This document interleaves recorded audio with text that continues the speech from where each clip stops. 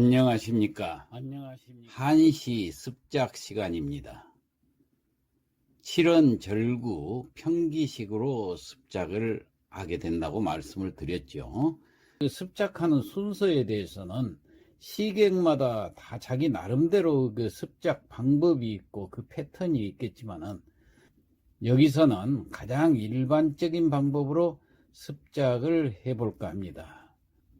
그래서 짓는 순서는 일단 제목을 정하고 그 다음에 제목에 맞는 운자를 정한 뒤에 평기식에 맞춰서 제1구부터 순차적으로 지어나가도록 하는데, 이 지을 때 아분을 하면서 지어나가도록 그렇게 하겠습니다. 다만 걱정스러운 점은 제가 나이가 많은 관계로 작시를 하다 보면은 평책이나 대꾸를 잘못 판단해서 쓰는 경우가 종종 생깁니다. 그래서 여러분들께서는 작시법의 전체적인 맥락을 파악해 주시고 단순한 실수라든가 지엽적인 오류가 생기더라도 많은 양해 부탁드리면서 그럼 시작해 보겠습니다. 시제는 음동으로 정했습니다. 엄할음자, 겨울동자, 한겨울이란 뜻이죠. 아부는 찰한자, 편할 안자, 매만, 산이란 뜻이죠. 산만, 볼간자, 어려울 난자, 이 5글자가 되겠습니다. 자, 그러면은 수련에서부터 작시를 해보지요.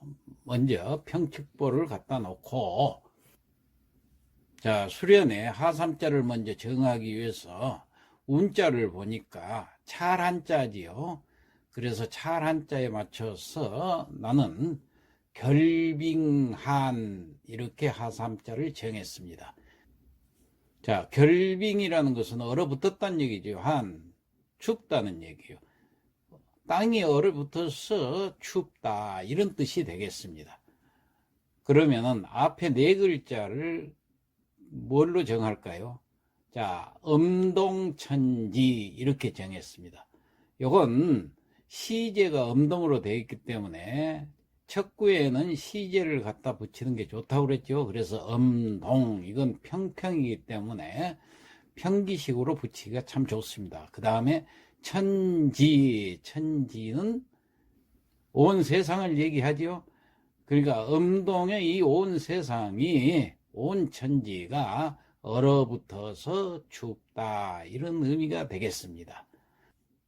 이 수련 첫 구는 대꾸가 필요 없기 때문에 평측만 맞는가 확인을 해보죠. 자, 음동, 평평, 천지, 결까지 측측측 돼야 되는데 천은 평성입니다. 이 셋째 글자는 평성이 돼도 상관이 없다고 그랬죠. 그 다음에 지, 결, 이것은 측측, 그 다음 빙하는 평평, 그래서 평측에는 하자가 없습니다. 그 다음 수련의 제2구를 작시를 해봅시다. 이것도 마찬가지로 하삼자를 먼저 정해야 되겠죠. 운자를 보니까 편안할 안자입니다. 자, 그러면은 여기에 맞춰서 하삼자를 정했습니다. 노후안 이렇게 정했습니다. 노후는 우리말로도 많이 쓰지요. 늙을 노자 뒤후자, 노후가 늙은 뒤로 편안할 자, 편안하다. 다시 말해서 노후가 편안하다. 그러면은 그 앞에 4글자는 뭘로 정할까요? 나는 농경, 한옹 이렇게 정했습니다. 롱경이라는 것은 희롱할 롱자, 볕경자, 롱경. 여기서 볕경자는 경치란 얘기예요. 롱은 희롱한다는 것은 즐긴다는 얘기입니다. 자, 경치를 즐기는 거예요. 자, 음동설안에 소복히 눈이 내렸을 때 그 설경이 참 좋죠.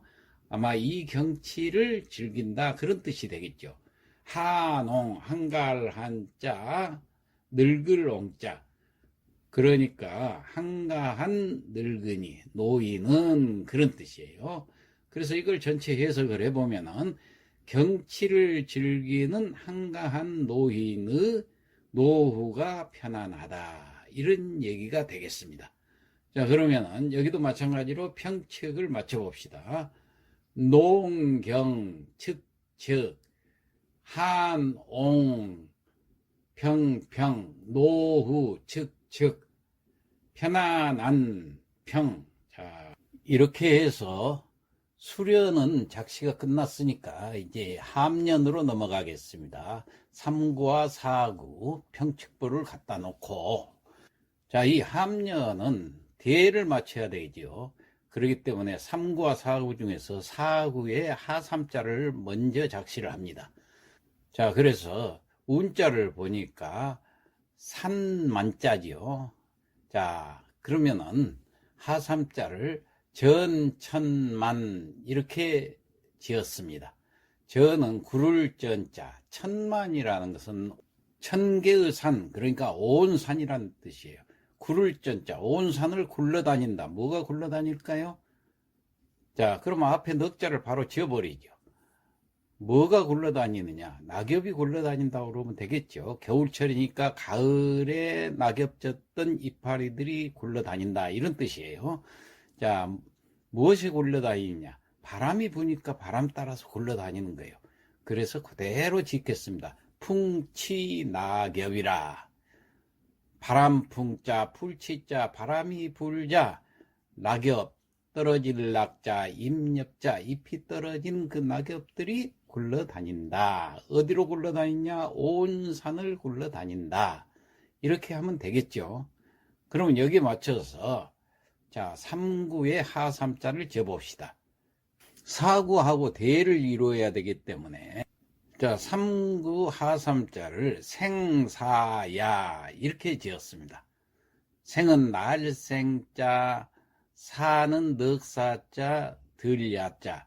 요건 이따가 대꾸를 맞춰 보겠습니다만은 대꾸가 잘 맞을 것 같지요. 자, 그래서 그 다음에 앞에 넉자를 또 지으려고 생각을 해봤더니 사야라는 것은 온 들판이라는 얘기예요. 사방의 들판에 생이라는 것은 나서 자란다, 그런 뜻이에요. 자, 그럼 뭘 써야 될까요? 네 글자는 설강맥아 이렇게 지었습니다. 설, 눈설자, 강, 내릴 강자. 눈이 내려서 맥아, 보리맥자, 싹아자. 겨울철엔 보리싹이 나지요? 바로 그겁니다. 보리싹이 생, 자란다, 그런 뜻이 되겠어요. 자, 그러면은 3구와 4구가 서로 대가 되는지 맞춰봐야 되겠죠. 자, 앞에서부터 맞춰보겠습니다. 눈설자, 바람풍자, 대가 잘 되지요. 내릴강자, 불치자 같은 동사끼리 대가 잘 됩니다. 그 다음에 맥아, 보리싹과 낙엽 같은 명사끼리 대가 잘 되지요. 생과 저는 날생자, 구를전자 동사끼리 대가 잘 됩니다.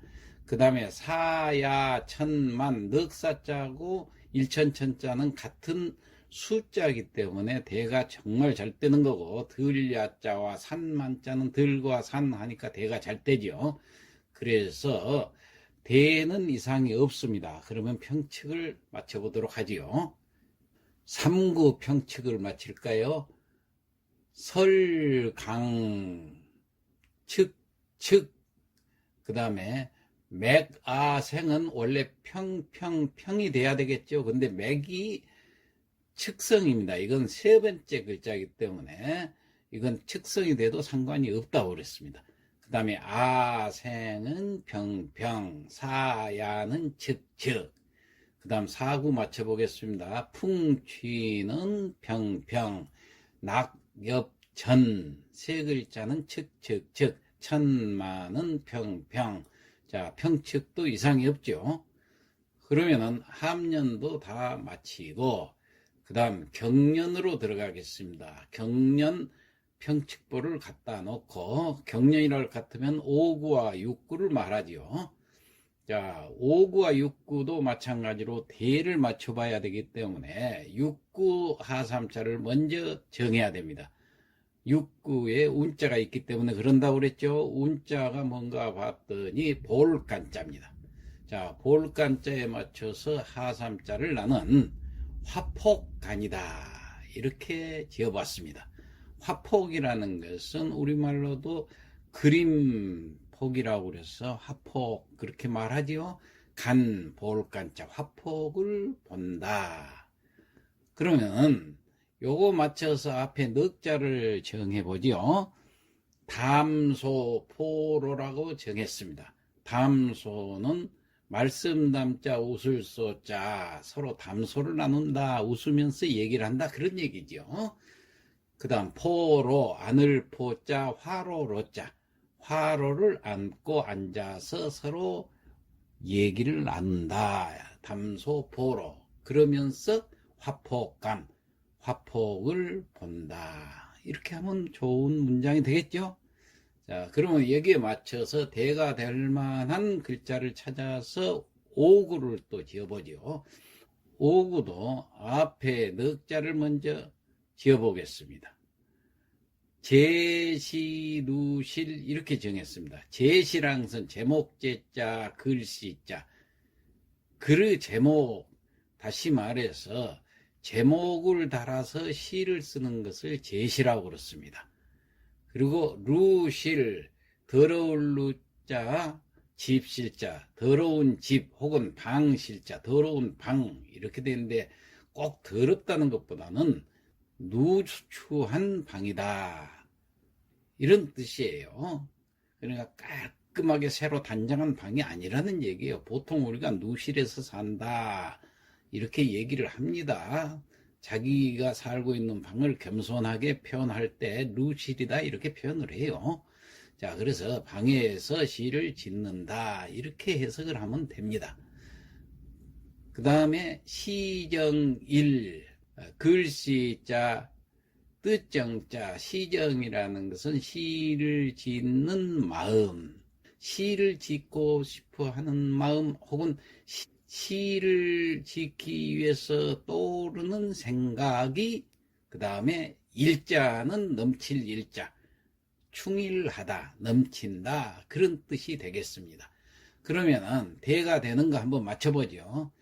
제목제, 말씀담, 명사끼리 맞죠? 글씨, 웃음소자, 명사끼리 맞고요.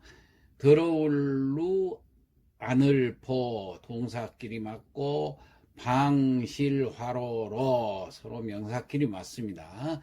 글씨, 그림화 아주 대가 잘 됐죠? 뜻정, 폭, 이것도 명사끼리 맞고, 넘칠, 일, 볼간, 동사끼리 맞고 대가 잘 됐죠? 그러면 이번에는 평칙을 맞춰야 되겠죠? 자, 오구 평칙을 봅시다. 제시, 평, 누실, 측, 시정, 평, 일, 측, 맞죠? 그 다음, 담소, 여기는 측이 돼야 되는데, 담자는 첫 글자니까 평입니다만은 상관이 없습니다.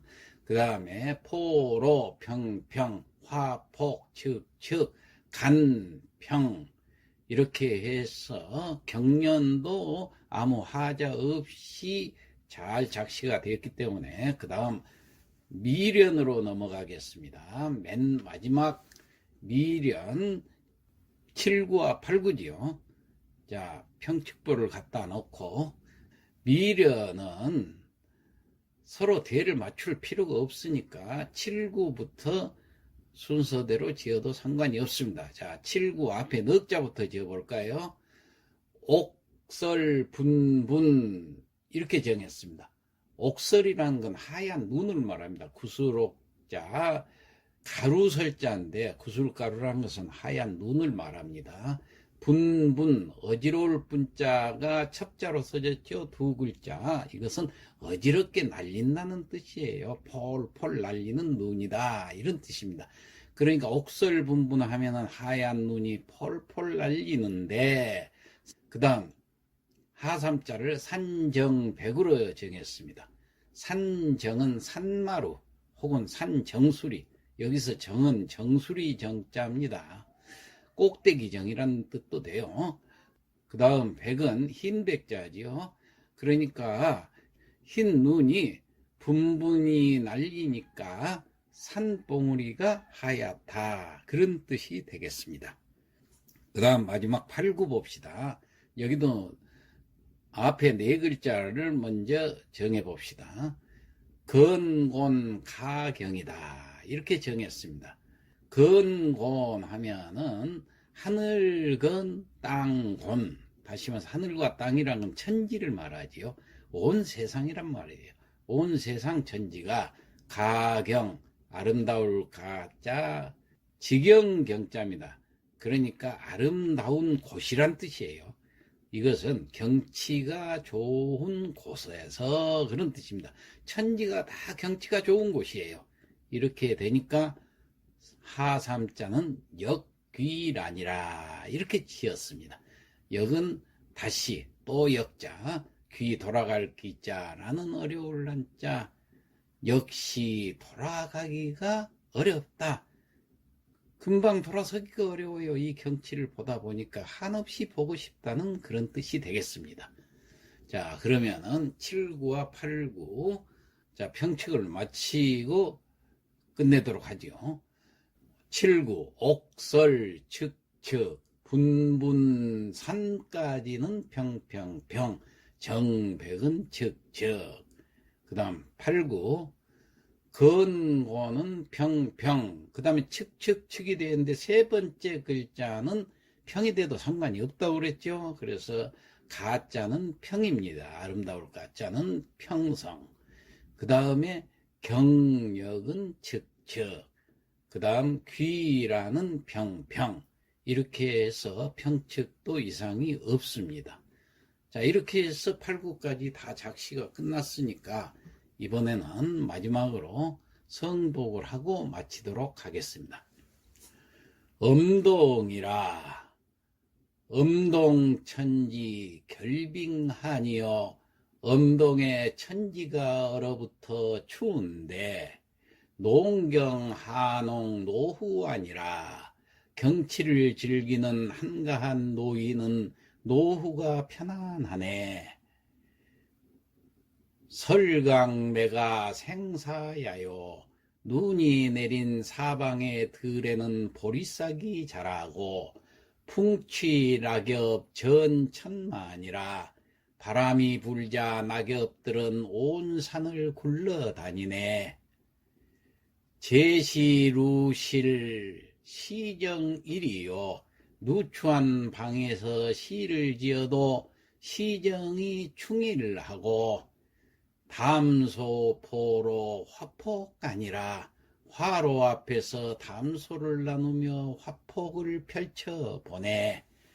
옥설분분 산정백이요, 하얀 눈이 분분히 날리니 산봉우리도 하얗고, 건곤가경 역기라니라, 온 세상의 경치가 좋아서 역시 돌아서기가 어렵네. 자, 이렇게 해서 엄동이라는 시제를 가지고 거기에 관련된 식구들을 넣었더니 근사한 시 한 편이 탄생이 된 겁니다. 자, 이상 마치겠습니다.